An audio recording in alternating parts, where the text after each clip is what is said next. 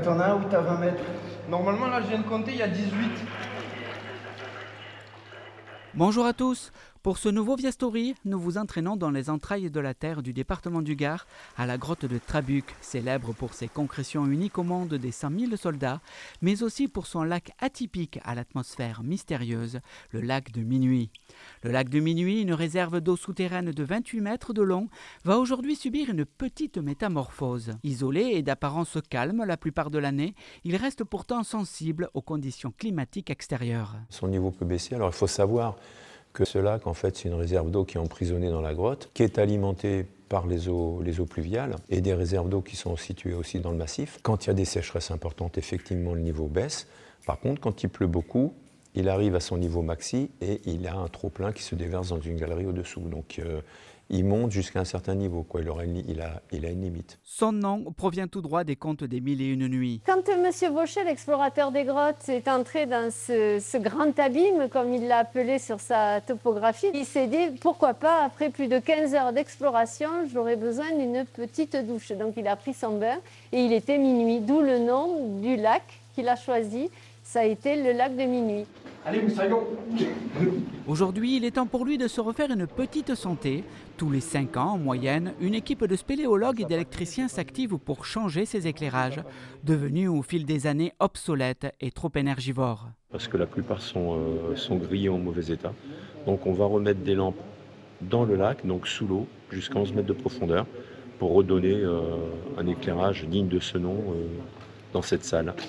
On est dans un milieu qui est quand même particulier, mais ouais, c'est de l'émotion quand même. Ouais. Je réalise vraiment la chance que j'ai, puisqu'il n'est pas donné à tout le monde de plonger dans un lac, dans une grotte. Il n'y aura pas de préparation particulière, parce que c'est quand même des opérations qui restent simples, d'autant qu'en amont, on a bien préparé le matériel, on sait ce qui est dans le lac. Pour s'éviter beaucoup d'allers-retours à faire, on essaye de tout préparer à l'avance, ou même la longueur des câbles pour chaque barre lumineuse. Et au moins le jour J, on a au minimum à faire. À la fin de ses études, Romuald décroche son diplôme d'électricien. Un atout précieux pour ce passionné de spéléologie et d'escalade qui devient guide et technicien à la grotte en 2018. Moi, je m'occupe de la partie raccordement électrique et après d'aider pour tirer un petit peu dans l'eau les luminaires un petit peu partout, histoire de dispatcher au plus homogène, quoi, qu'on ait une lumière un peu de partout. Avant de plonger, Romuald vient en aide à Patrick qui éprouve des difficultés à enfiler sa combinaison. Effectivement, je reconnais que je suis très gourmand et que j'ai pris un peu de ventre. Et comme c'est une combinaison qui est très épaisse, c'est une 7 mm en 2 parties, et donc effectivement c'est déjà difficile à enfiler. Et de plus, quand on a pris un petit peu de ventre, eh bien, pour la fermer, c'est un peu compliqué. Patrick, je dirais c'est un peu de trop gourmand ou trop d'apéro, à voir, ça dépend. Mais du coup, je dirais à la fermeture, ça bloquait un petit peu. Il fallait bien tirer pour lui fermer, quoi. Attends, mais laisse-moi te mettre dedans. Bon, Patrick, tu sais ce qu'il te reste à faire? Un petit régime. Romuald entre le premier dans l'eau pour habituer son corps à la température du lac. Pendant ce temps, Patrick se bat toujours avec sa combinaison. Combien? 14. Ça tonifie. Allez, mets ta couche, va. T'as fuyé, ouais. Je mets une bonne demi-heure à me préparer. À part la combinaison, c'était pas mon matériel. Voilà, c'est du matériel que je mettais pour la première fois. Après encore, je plonge en mono. Quand je plonge en souterrain, c'est 2 bouteilles au lieu d'une. Et donc 2 détendeurs, 2 banneaux. Donc il y a beaucoup plus de matériel. Une préparation qui exige de l'aide. C'est lourd, 25 kilos, ce qui est pas rien, donc un peu d'aide n'est pas de refus. Tout seul, c'est pas facile.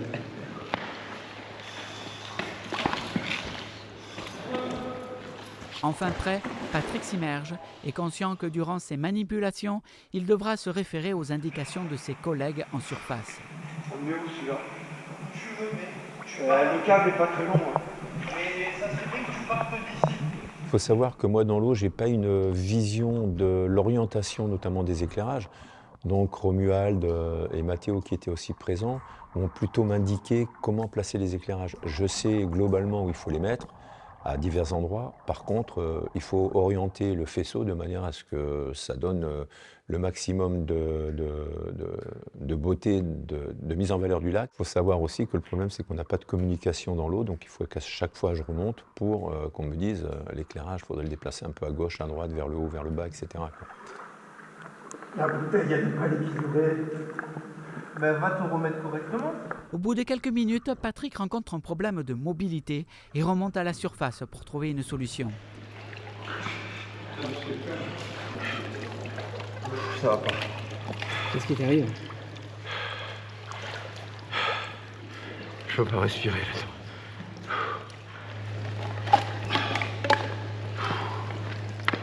La bouteille n'est pas équilibrée. C'est un coup d'un côté, un coup de l'autre. Ça veut dire qu'elle bascule en fait par rapport à son corps. Elle n'est pas bien centrée et elle pas assez serrée, elle bascule.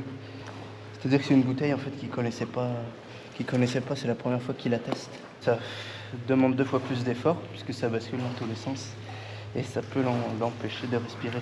Bah, c'est une bouteille qu'on m'avait donnée, que j'utilise pour la première fois et elle n'est pas équilibrée, j'ai pas l'habitude. Moi j'ai un bi, c'est-à-dire que j'ai 2 bouteilles qui prennent toute la largeur du dos. Et j'ai plus l'habitude des monos comme ça, des monobouteilles.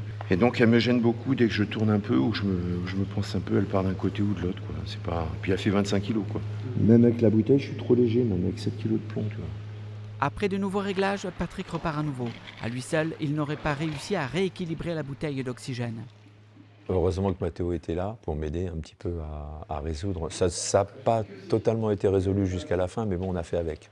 Je vois que Patrick a des soucis avec la bouteille et c'est là aussi pareil où je décide d'aller mettre plus de lampes, je dirais, moi-même en apnée. Au moins comme ça, je sais que Patrick, il perdra moins de temps à placer ses lampes et au moins ça lui décharge une partie du travail que je vois qu'après, pareil, plonger en apnée avec tout l'attirail et tout. Pour monter, descendre, c'est impossible. Il ne peut pas ressortir de l'eau et replonger, quoi. Voilà 2 heures que nos spéléologues ont commencé à retirer les anciens éclairages du lac de minuit. Toutefois, le travail reste loin d'être terminé. On en a retiré 5 pour le moment et je crois qu'il en reste encore 2 ou 3 au moins. Faut voir avec Patrick, c'est lui qui en avait posé. Et après on met les 9 qui sont cachés là-bas. Et les autres, on a l'algue et la calcite qui s'est formée au bout de 2 ou 3 ans en fait dessus. Donc c'est quand même assez rapide. Après d'autres, on voit, ils sont moins calcifiés. Avec ses 60 mètres de hauteur, la vaste salle de minuit résonne considérablement. Difficile pour Patrick, à moitié immergé, d'entendre les appels de Romuald qui décide de prendre des mesures drastiques. Patrick! Il nous reste encore un éclairage à trouver. Mais comme en fait il passe sous les voûtes et on les avait tirés dans les draperies, du coup il faut retrouver le câble pour le sortir, c'est ça qui est un peu galère. Et après on pourra remettre tous les nouveaux. Ça doit être celui-là qu'on cherche, non? T'en avais pas mis un là-bas derrière? Je sais plus. Mais là-bas il y a un câble qui part sur le côté qui est bloqué. Avec la combinaison, l'eau, on entend, je dirais, puis même le bruit de ce qu'il a sur lui, on n'entend pas bien du tout ce qui se passe autour de nous, hein. Donc c'est pour ça que je dis que c'est quand même assez compliqué d'être en plongée et de communiquer avec ceux qui ont dehors, quoi. Romuald rapporte ce que je ne pourrais pas faire tout seul. Il y a des éclairages qui sont placés à faible profondeur et en apnée, il en a placé quelques-uns de façon à me soulager un petit peu. Ensuite, il gère aussi, comme chaque éclairage est par rapport au point de branchement n'est pas à la même distance, il a fallu aussi gérer les longueurs de câble et c'est lui en fait qui gérait tout ça. Voilà. Et c'est lui ensuite qui s'est occupé des branchements, hein. Voilà, moi en fait j'avais le beau rôle, hein. Je faisais ma baignade.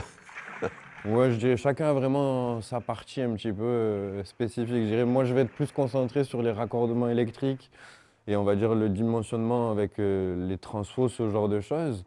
Après Patrick, lui, il a été vraiment sur la confection même carrément des barres LED avec la longueur des câbles. Et après, je dirais, il y a Mathéo qui va nous assister, que ce soit lui ou moi, pour nous aider. Dès qu'on a un petit souci, au moins on a quand même... À 4 mains, c'est plus facile qu'à 2, quoi. Malgré les allées et venues ainsi que les sauts dans l'eau, Romuald conserve sa confiance en lui tout en veillant à ne pas se mettre en danger. Je suis très à l'aise pour me mouvoir ou grimper. Comparé à certains, c'est beaucoup plus facile pour moi. Mais après, je dirais, si on aime l'escalade ou qu'on a toujours aimé grimper, si on respecte la règle d'avoir 3 points d'appui, normalement, ça se passe toujours bien. Il n'y a pas de raison de se faire plus mal que ça.